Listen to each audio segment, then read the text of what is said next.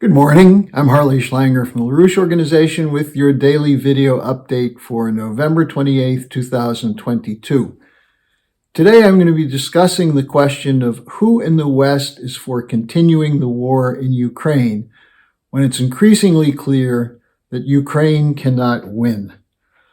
There was an interesting report in Der Spiegel magazine in Germany of discussion process involving Angela Merkel, the former chancellor, who was trying to come up with what could be considered an exit strategy back in the summer of 2021.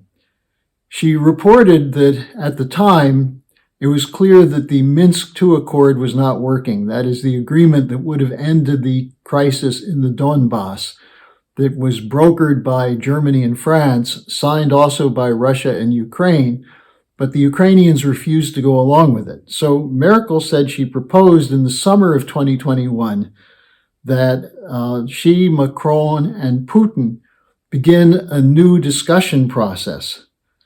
But she reported that it was blocked. She said somebody wanted to block it. Now, in the same report in Der Spiegel, it says that she had a very sharp disagreement with Boris Johnson at a summit, and a NATO summit in the summer of 2021. It's clear that Boris Johnson was one of the people who not only blocked her proposal, but wanted to continue the war. Remember, Johnson in April of 2022 went to Kiev when there were negotiations underway and told Zelensky not to negotiate, that the West will provide more arms, but the war must continue. Johnson supposedly was speaking on behalf of NATO. And then again on November 22nd, in an interview with CNN, he attacked Germany and Chancellor Scholz, saying they're, quote, not sufficiently committed to the war against Russia, unquote. Now, in the summer of 2021, this is when Putin was putting forward his demand that Russia's legitimate security concerns be recognized. And this was the basis of a discussion process through the summer and into the December with Biden. But the West refused to recognize those security interests. And so this is why the war eventually started in February of 2022, because of the refusal of the West, which actually goes back to 2007, 2008, to take seriously the Russian concerns about their security. Now, this British push, reflected in what Johnson is saying, is across the board. You have Defense Secretary Ben Wallace on November 24th gave an interview to the Daily Beast. And the headline of the article is, Russia risks knockout blow in war as Putin hits rock bottom. And they quote a senior military official who says, it's go time for a Ukraine counteroffensive. Wallace says that Russia is weak, they're losing. It would be in Ukraine's interest to maintain momentum throughout the winter. He said Russia's troops are demoralized and poorly equipped. Now, this goes against what the U.S. Chairman of the Joint Chiefs of Staff, Mark Milley, has been saying. General Milley has been saying now is the time to explore diplomatic negotiations to find a solution. But no, the British war hawks say, we're not going to do that. And they're backed by a chorus of supporters from NATO, such as General Secretary Stoltenberg, from the U.S., from people like Blinken, the war hawks in the Congress, who say that to negotiate would be to appease Putin. Now, also you have former UK Defense Secretary and NATO Secretary General George Robertson, who wrote a piece in The Economist on November 18th, where he said, quote, we in the West have been complacent, unquote. We must go to a, quote, war footing where a few individuals are empowered to make choices rapidly. And what are those choices? He says people must sacrifice through the cost of living in particular. Robertson said, quote, Russia is at war with us. Why are we not defending our countries as if we are under attack, unquote. Very clear, straightforward. The idea of Britain moving into a direct war footing as part of NATO against Russia. Then there was a visit by the UK Foreign Secretary James Cleverly and Prime Minister Sunak to Kiev last week, where Cleverly said, quote, "The United Kingdom will ensure the country has the critical support it needs through the winter. We've got your back. Our support will continue for as long as it takes," unquote. This is backing up the statement of NATO mouthpiece and German Foreign Minister Annalena Baerbock, who said the same thing: "We will continue as long as it takes." And she added, "No matter what my German voters think." Well, we're seeing opposition growing inside Europe. The German voters, as well as many other people in Europe, are beginning to resist the idea of giving up their standard of living for a war which is unwinnable. And there are reports now that NATO is running out of weapons, that the US, the UK, which have been providing weapons, are running short on ammunition and other supplies. And this is where the attacks continue against Germany for not doing enough. Well, what's the counter view? Is it the case that Russia's losing the war? Let me just present three different commentators who are U.S. military veterans who have a different view. First, we have Lieutenant Colonel Daniel Davis, who's a senior fellow for defense priorities. And Davis made the following comments.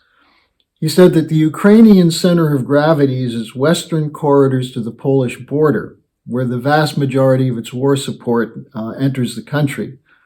And he said their operational center of gravity is the resupply lines that go from Kiev to the east. And he said without those two corridors, it would be nearly impossible for Kiev to sustain wartime operations for more than a few weeks. And he speculates that Putin may use the additional troops he's gotten through this mobilization as part of a three-pronged attack on those supply routes. And he said, if that happens, the Ukrainian military will be left without the means of fighting. Now, at the same time, these large-scale missile attacks on Ukraine's security infrastructure, mostly defense capabilities and energy capabilities, continue, leaving much of the country in the dark.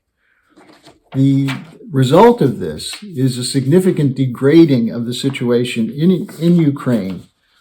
And Douglas McGregor, retired colonel, had the following assessment of the situation. He said, what Russia is doing is undermining Ukraine's ability to wage war.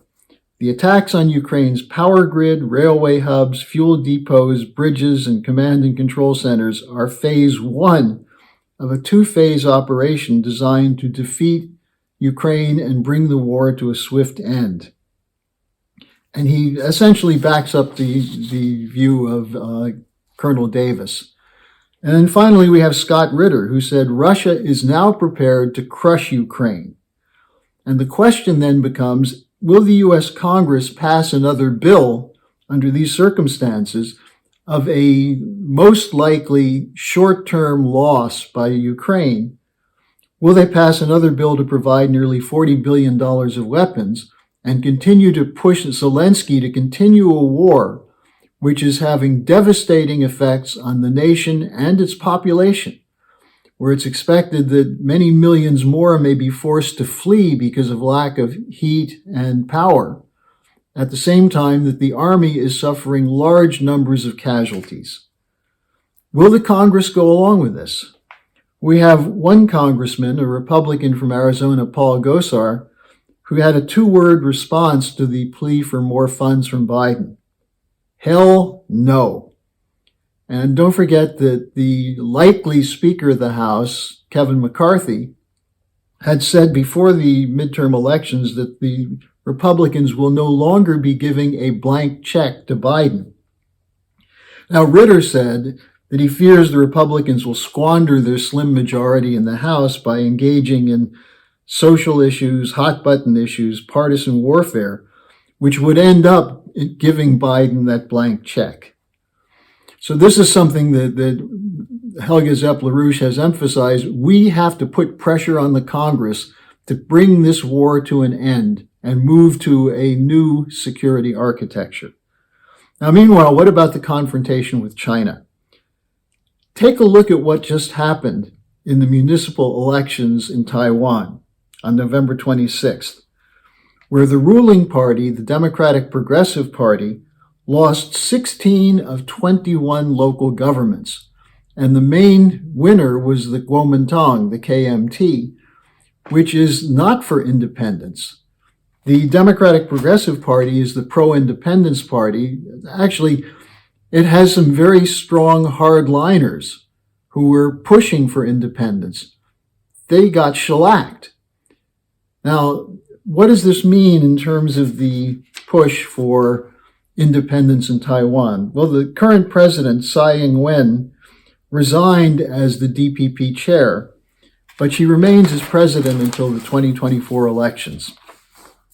Meanwhile, Reuters, in reporting on this, says that this was a defeat for the Democratic Progressive Party hardliners, who are the ones promoting independence from China.